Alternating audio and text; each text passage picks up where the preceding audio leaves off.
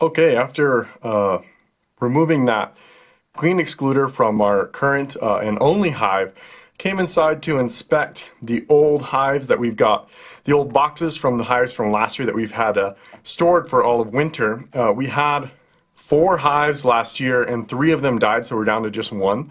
This frame here came out of the hive that we captured out of my friend's play place, and this is decided to inspect these because we got our bees coming next week. Want to make sure everything was in order in case we needed to do anything about it, to make sure our frames were all ready for our bees when they come next week. And in the inspection, I noticed this little spot right here. It's behind this rubber band. Let me get rid of this rubber band. This was to hold, this is actually a natural frame that the bees did. We pulled the foundation out, and so the bees actually did all of this themselves. Pretty cool. This is from their hive that we captured them in. You can see right here, this kind of, those specks of dust there, that's little bits of wax, and inside of here is a live wax moth larva, I believe. So it's just this little worm in there. Let me see if I can dig it out so you guys can see here. It ran down there once it noticed my breath. But let's zoom in here and pop this open. I'm really glad I decided to do a inspection. I noticed another spot that was having some issues as well.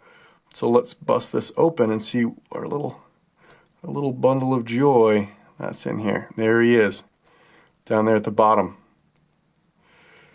Yep, you guys can see that on camera. We got a little head over here. This evil little bugger, my wife tells me, could really do some damage to our hive. So I'm just gonna give him a little skewer, pull him out here. That is nasty. So glad I noticed that. I noticed a couple of little bits like this on another frame, so I'll go grab that frame and we'll double check that one as well for more worms. All right, I was about to switch to the next frame, but on the way walking over there, I noticed that there's another little wax moth trail going along here. So let's check all this out. They seem to cover up the individual cell with what's it called? They wrap themselves in the silk. And let's keep slowly going. I see one down at the bottom here. It looks like they might tunnel around a little bit, making their new little home here. And the bees will clean all this up. This isn't a big deal for the bees. I am not seeing where that worm went. I saw him on here. I'm thinking he ran off.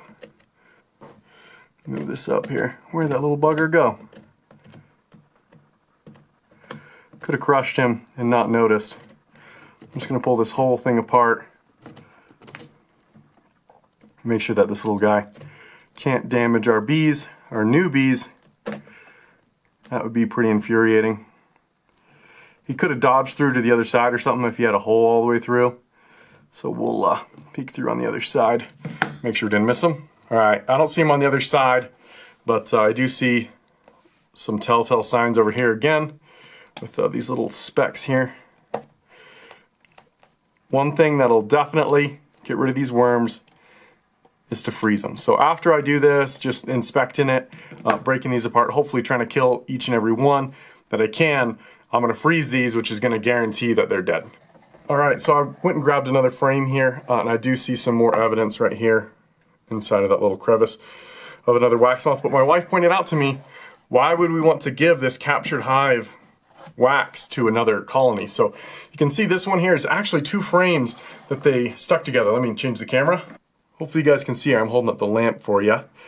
These frames are actually combined together, which is really cool.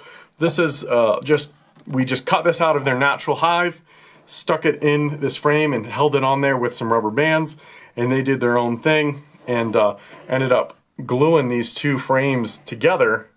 And so we just let them do that. It wasn't super important for us. We figured that there was just where the larva was going to be anyways. We just needed to inspect a little bit. If there was 2 frames glued together, it wasn't a big deal. You can kind of see a little bit further deeper down there, right in the middle of the frame right now. You can kind of see some places where it's stuck together.